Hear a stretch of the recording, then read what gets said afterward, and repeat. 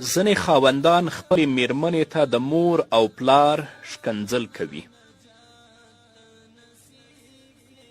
کومه خاوند چې د خپلې میرمنې مور ته یا د خپلې میرمنې پلار ته ښکنځل کوي، د دې حکم څه دی؟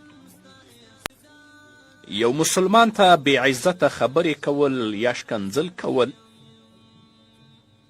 یا دې ته ورته نور داسې اعمال ترسره کول چې د یو مسلمان د زړه د آزار سبب وګرځي، شرعا دا فسق او کبیره ګناه ده.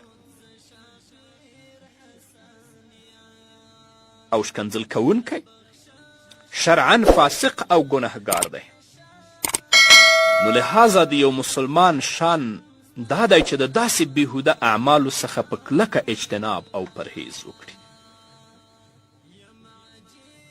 او میرمنه خو لا بیا نور زیات حقوق لري، ځکه چې دا د پوره ژوند د سفر ملګرې ده، او دا ملګرتیا چې بیا کله د داسې ستونزو سره مل وي، نو دا ملګرتیا به ډیر په مشکل سره سرته رسیږي.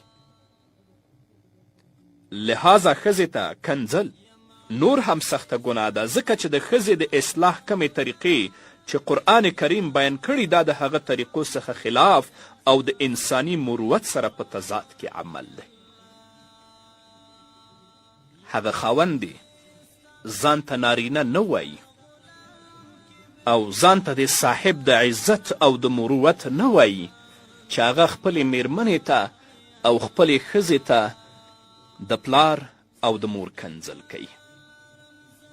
باعزته انسان او غیرتی انسان کله هم د خپلې میرمن مور ته او د خپلې میرمن پلار ته کنځل نه کوي.